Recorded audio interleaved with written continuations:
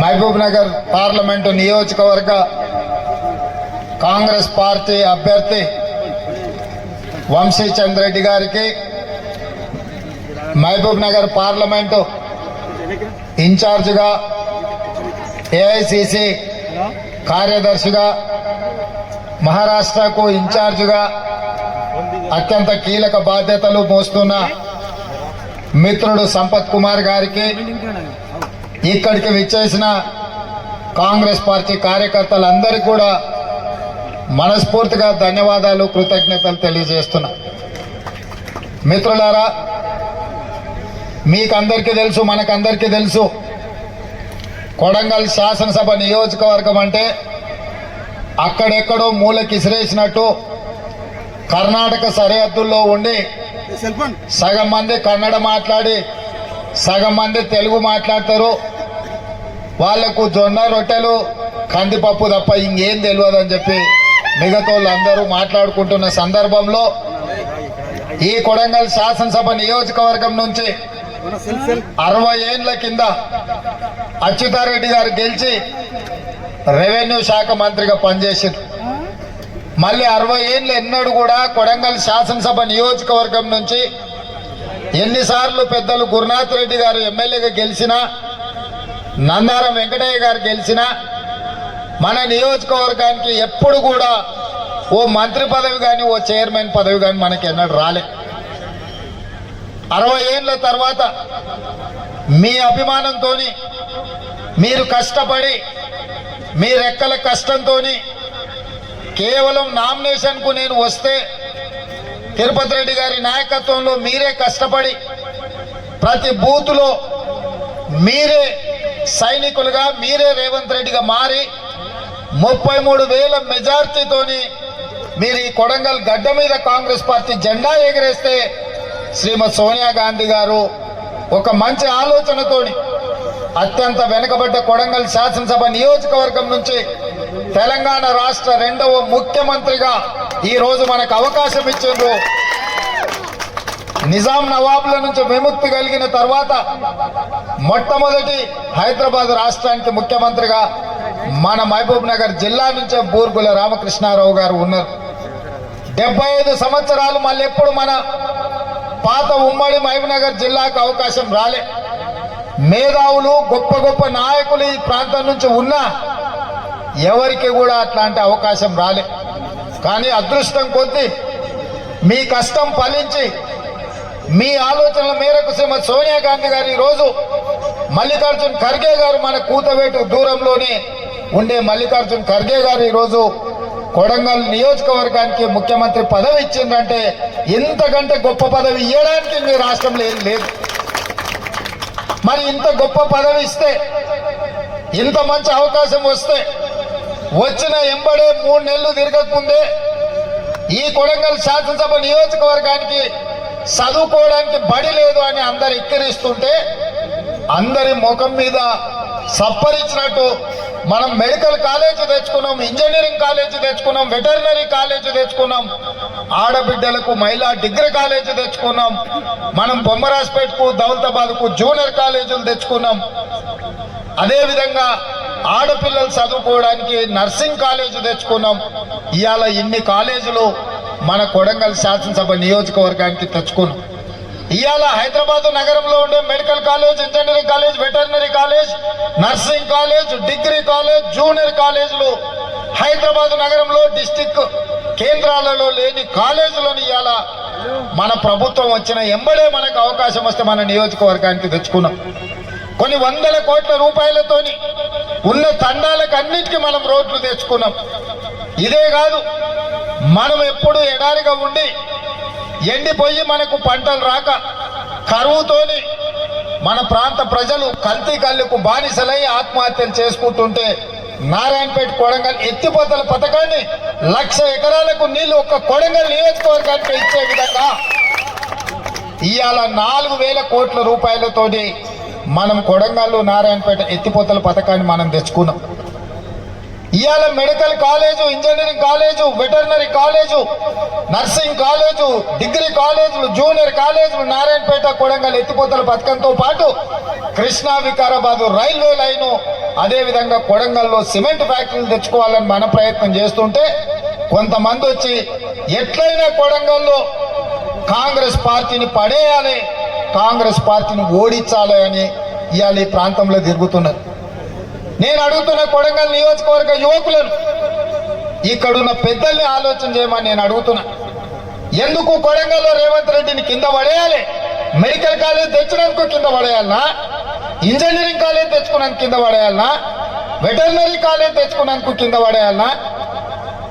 అదేవిధంగా నర్సింగ్ కాలేజీలు తెచ్చుకున్నందుకు కింద పడేయాలనా? డిగ్రీ కాలేజీలు తెచ్చుకున్నందుకు కింద పడేయాలనా? జూనియర్ కాలేజీలు తెచ్చుకున్నందుకు కింద పడేయాలనా? కరువు ప్రాంతంగా ఉన్న ఈ కొడంగల్ ప్రాంతానికి 4,000 కోట్ల రూపాయలతో నారాయణపేట కొడంగల్ ఎత్తిపోతల పథకాన్ని తెచ్చుకొని ప్రతి ఎకరాకు నీళ్లు ఇస్తున్నందుకు రేవంత్ రెడ్డిని కింద పడేయాలనా?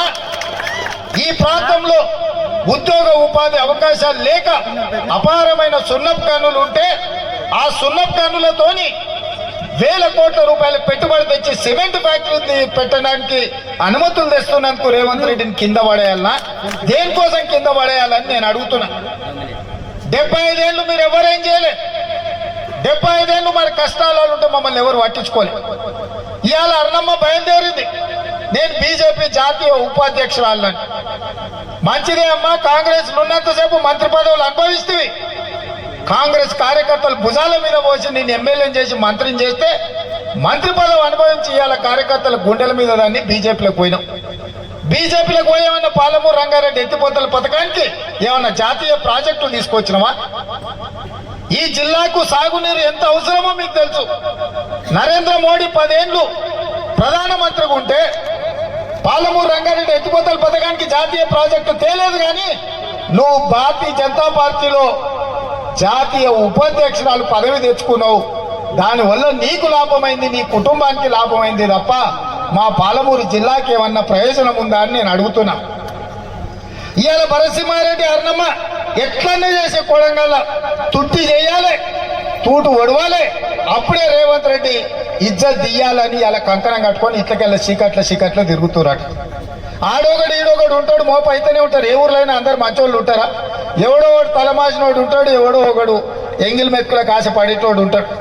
అట్లాంటి వాళ్ళు కొంతమంది వాళ్ళ చుట్టూతో చేరి వాళ్ళందరూ కూడా ఒక మాట చెప్పదలుచుకున్నా.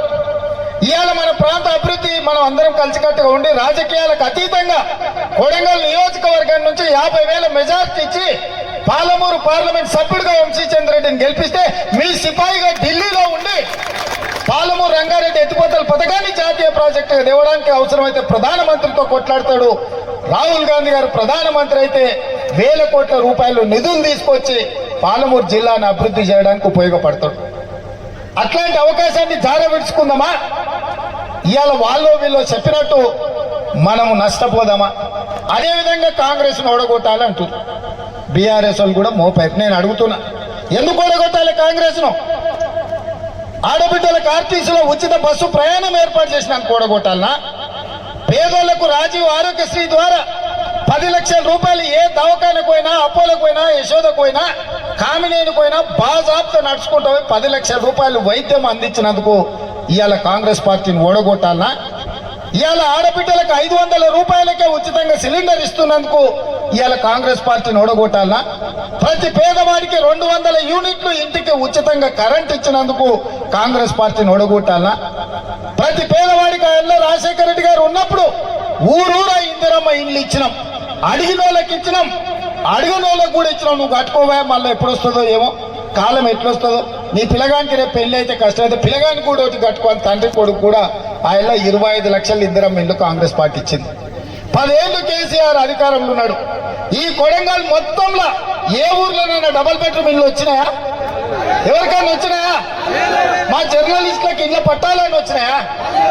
మరి ఏ పేదోడికి డబుల్ బెడ్రూమ్ ఇల్లు ఇయ్యని ఆ సన్నాసులు ఇవాళ మళ్ళొచ్చి రేవంత్ రెడ్డిని ఓడగొట్టాలి, రేవంత్ రెడ్డిని వడగొట్టాలి.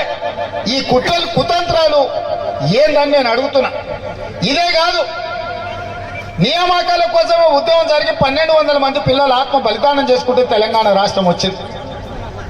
మీ అభిమానంతో గెలిచి కాంగ్రెస్ అధికారంలోకి వచ్చి నేను ముఖ్యమంత్రి అయిన 3 నెలల్లో 30,000 ఉద్యోగాలు, ఎల్బీ స్టేడియంలో నిరుద్యోగ యువకులకు 30,000 ఉద్యోగాలు, నియామక పత్రాలు లెక్కబెట్టి తలలు లెక్క పెట్టి 30,000 మందికి ఉద్యోగాలు ఇచ్చిన, 30,000 మంది నిరుద్యోగ యువకులకు ఉద్యోగాలు ఇచ్చినందుకు ఇవాళ నన్ను ఓడగొట్టాలనా, నన్ను వడగొట్టాలనా?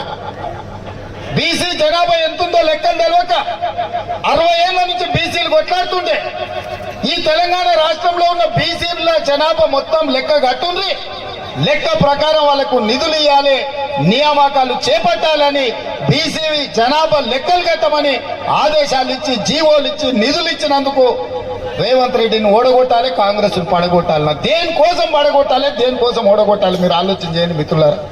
ఇవాళ ఎవరికన్నా ఓటేస్తే కాంగ్రెస్ కు సుక్క నీరు వస్తుందా? కొడంగల్లో ఉండే తండాలకు రోడ్లు వస్తాయా? ఈడుండే చదువుకునే పిల్లలకు ఉద్యోగాలు వస్తాయా? ఇవాళ వాడు చెప్పిండానో వీడు చెప్పిండానో మతం పేరు మీదనో భాష పేరు మీదనో పంచాయతీలు పెట్టి కలిసిమెలిసి ఉండే కోస్గిలో ఇవాళ పంచాయతీలు పెట్టే కాడికి వచ్చారు. ఎన్నడన్నా కోస్గిలో ఎన్నడన్నా కొట్లాడుకున్నామే? శ్రీరామనవమికి వాళ్ళు వచ్చి పీర్ల పండుగకు మనం పోతుంది. ఎన్నడన్నా మన మధ్యలో పంచాయతీ ఉందా?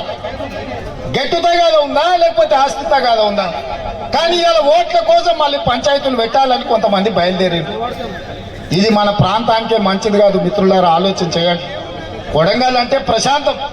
ఎన్నికలు వచ్చినప్పుడు ఎవరి పార్టీకి వాళ్ళకి చేసుకుంటాం, ఎన్నికలు అయిపోయిన తర్వాత ఎవరి పని వాళ్ళు చేసుకుంటాం. ఎవరి దగ్గరికి ఎవరు పోయి ఎవరి మీద ఎవరు కేసులు పెట్టుకో. ఇవాళ అక్రమ కేసులు పెట్టుకునే పరిస్థితి, జుట్లు పట్టుకొని కొట్లాడుకునే పరిస్థితి ఇవాళ కొంతమంది కల్పిస్తున్నారు. అందుకే మిత్రులారా, ఈ కొడంగల్లో ఈ 5 ఏళ్ళు నేను ఒక్కటే మాట చెప్పదలుచుకుని ఇక్కడ ఉన్న పెద్దలందరికీ, ఇక్కడ ఉన్న యువకులందరికీ, ఈ 5 ఏళ్ళు రాజకీయాలు వద్దు. ఈ 5 ఏళ్ళు ఎవ్వని గురించి ఎవ్వడు భ్రమలు కల్పిస్తే భ్రమలు పడకండి. 10 ఏళ్ళు ప్రధానమంత్రి ఉన్న నరేంద్ర మోడీ మళ్ళీ 3వ సారి ఓటేస్తే చంద్రబాబు రాజు అవుతాడా? ఏమవుతాడా? 10 ఏళ్ళు ప్రధానమంత్రి ఉన్న నరేంద్ర మోడీ మనకేమన్నా ఇచ్చిందా? 5 ఏళ్ళ నుంచి జాతీయ ఉపాధ్యక్షురాలు ఉన్న అరుణమ్మ ఏమన్నా తెచ్చిందా? ఇంకా కొత్తగా ఏం తెస్తారు? ఇవాళ మనకు అవకాశం వచ్చిన ఎంబడే 5,000 కోట్ల రూపాయలు తీసుకొచ్చి కోస్గిలో 1,00,000 మందితోని సభ పెట్టి రాష్ట్రంలో ఉన్న మంత్రులందరినీ కొడంగల్కు కోస్గికి రప్పించి శిలాఫలకాలు వేసి ఇవాళ అభివృద్ధి పనులు చేపట్టినామా లేదా ఆలోచన చేయదు. ఊరూరు సందు సందు రోడ్లేసే బాధ్యత మనం తీసుకున్నాం. 3,500 ఇందిరమ్మ ఇళ్ళు ఎంబడే పేదోళ్ళకి ఇచ్చడానికి ఇలా జీవో ఇచ్చినాం. 4,50,000 ఇళ్ళు 22,500 కోట్ల రూపాయలు కేటాయించి రాష్ట్రమంతా పేదోళ్లకు ప్రతి ఇంటికి 5 లక్షల రూపాయలు ఇల్లు కట్టుకోనికే ఇవాళ ఇచ్చిన మాట వాస్తవం కాదా? ఒక్క కొడంగల్లోనే 40 కోట్ల రూపాయలకు సీసీ రోడ్లు ఇచ్చినాం, డబుల్ రోడ్లు ఇచ్చినాం, ప్రతి తండాకు రోడ్లు ఇచ్చినాం. దాదాపుగా 700-800 కోట్ల రూపాయలు 100 రోజుల్లో కొడంగల్లో రోడ్ల కోసం ఇచ్చిన మాట వాస్తవం కదా? ఎవడన్నా తెస్తాడా? ఇలా కేవలం ఓడించుర్రి ఎట్లనే వేసి రేవంత్ రెడ్డి పరపతి తగ్గియాలంటే కొడంగల్ మెజార్టీ తగ్గియాలి, లేకపోతే రేవంత్ రెడ్డిని దెబ్బతీయాలి, దొంగ దెబ్బ తీయాలని వెనకంగా గూడుపుటాన్ని చేస్తుంది. ఇది రేవంత్ రెడ్డిని దెబ్బతీయడం కాదు, కొడంగల్ ప్రతిష్టను దెబ్బతీయడం, కొడంగల్ అభివృద్ధిని దెబ్బతీయడం, కొడంగల్ ఆత్మగౌరవాన్ని దెబ్బతీయడం, కొడంగల్ కు భవిష్యత్తులో జరగబోయే అభివృద్ధిని అడ్డుకోవడము. ఒకవేళ ఏదైనా తప్పిదం జరిగితే కృష్ణా వికారాబాద్ రైల్వే లైన్ రాకుండా పోద్ది, కొడంగల్లో వచ్చే సిమెంట్ ఫ్యాక్టరీ రాకుండా పోద్ది, నారాయణపేట కొడంగల్ ఎత్తిపోతల పథకం ఆగిపోద్ది, పాలమూరు రంగారెడ్డి ఎత్తిపోతల పథకానికి జాతీయ ప్రాజెక్టు రాకుండా పోద్ది. ఇవన్నీ నష్టాలు జరుగుతాయి మిత్రులారా. అందుకే ఈడికొచ్చిన ప్రతి కార్యకర్తకు నేను ఎక్కడున్నా నా గుండె చప్పుడు కొడంగలే. నేను ఏ స్థాయికి ఎదిగినా చాలా మంది ఓడిపోయిన తర్వాత రేవంత్ రెడ్డి మళ్ళీ రాడు, పట్నం వంక చూసుకుంటాడు, ఎల్బీ నగర్ పోటీ చేస్తాడని మా మిత్రులు, మా మీడియా మిత్రులు, సార్ ఎల్బీ నగర్ పోతాడు, సార్ షాద్ నగర్ పోతారన్న పోయినానే మళ్ళీ మీ దగ్గరికే వచ్చినా కదా, అవునా కదా? మళ్ళీ వెనక్కి వచ్చినా మీ దగ్గరికే వచ్చినా మీరే మళ్ళీ భుజాల మీద మోసిండు, మీరే గెలిపించారు. అందుకే నేను మాట ఇస్తున్నా, ఈ కొడంగల్ మొత్తం దేశంలోనే ఆదర్శవంతమైన నియోజకవర్గంగా అభివృద్ధి చేసి ఇక్కడ ఫ్యాక్టరీలు తెచ్చి ఇక్కడ నిరుద్యోగులకు ఉద్యోగాలు ఇచ్చి అభివృద్ధి అంటే కొడంగల్ లాగా ఉండాలి. కార్యకర్తలు అంటే కొడంగల్ కార్యకర్తలను చూసి దేశమంతా నేర్చుకోవాలనే విధంగా ఇవాళ ప్రయత్నం చేస్తున్నాం. నేను మిమ్మల్ని అందరినీ వీళ్ళందరూ రూమ్లో ఉమ్మరిస్తుంది, చెమట పెడుతుందని అనుకుంటున్నారు. నేను అనుకున్న చాలా రోజులకు మా వాళ్ళని, మా కుటుంబ సభ్యులు అందరినీ గంటల కొద్ది కూర్చొని అందరితో కలిసి మాట్లాడినా ఇన్ని రోజులు నాకు సరిగ్గా నిద్ర పట్టలే, ఇవాళ రాత్రికి కంటి నిండా నాకు నిద్ర పట్టదు. ఎందుకంటే నా కోసం కష్టపడ్డ వాళ్ళందరినీ నేను కలుసుకున్నాన్న సంతోషం నాకుంది. అందుకే ఎన్ని గంటలైనా ఎంతసేపు అయినా ఎవరు ఏది చెప్పినా నాతోని కొట్లాడే స్వతంత్రం మీకుంది, నాతోని పట్టుబడి పని చేయించుకునే అధికారం మీకుంది. ఎందుకంటే మీరందరూ మోస్తేనే నేను నాయకునైనా, మీ కష్టంతోనే నేను ఈరోజు ఈ స్థాయిలో ఉన్నా. ఇవాళ రాష్ట్రానికే కొడంగల్ నాయకత్వం వహిస్తుంది మిత్రులారా. ఇవాళ ఏదున్నా నేను ఇక్కడ కూర్చుంటే ఎవరు బీఫామ్ తీసుకోవాలన్నా కొడంగల్కు రావాల్సింది కదా. వెనకటికే నేను చెప్పిన 119 నియోజకవర్గాల వాళ్ళు కొడంగల్లో కొండరెడ్డిపల్లిలో కూర్చుంటే కూడా వచ్చి బీఫామ్లు తీసుకుపోతారు. ఇది మన ఆత్మగౌరవం అని ఇవాళ కూడా చెప్తున్నా. 17 పార్లమెంటు ఎంపీలు మనం కొడంగల్ ఇంట్లో కూర్చుని ఇక్కడికి వచ్చి బీఫామ్ తీసుకొని పోవాలి. ఇంత గౌరవం మనకి ఇచ్చినట్టే కదా సోనియమ్మ. ఇవాళ మన గౌరవాన్ని తగ్గించడానికి కుట్రలు జరుగుతున్నాయి, మనల్ని దెబ్బతీయడానికి పన్నాగాలు పన్నుతున్నారు. వీటన్నిటిని దృష్టిలో పెట్టుకోండి. ఎవరేమి దేని ఇన్నేళ్ళు చూసిండ్రు, అరుణమ్మ మంత్రి ఉన్నప్పుడు చూసిండ్రు, టీఆర్ఎస్ అధికారంలో ఉన్నప్పుడు చూసిండ్రు, నరేంద్ర మోడీని ప్రధానమంత్రిగా చూసిరు. 10 ఏళ్ళ 10 పైసలు కూడా మనకి ఇయ్యలేదు. మనం సచ్చినమా బతికినమా అని మనల్ని ఎవడు అడగలే. 100 రోజుల్లో సోనియమ్మ ఇందిరమ్మ రాజ్యం వస్తే సోనియమ్మ నాయకత్వంలో కొడంగల్కు 5,000 కోట్ల రూపాయల అభివృద్ధికి వచ్చినాయి. ఇవాళ అన్ని కాలేజీలు వచ్చినాయి, అన్ని ఫ్యాక్టరీలు వస్తున్నాయి, అన్ని కొడంగల్కు శుభ సూచకం.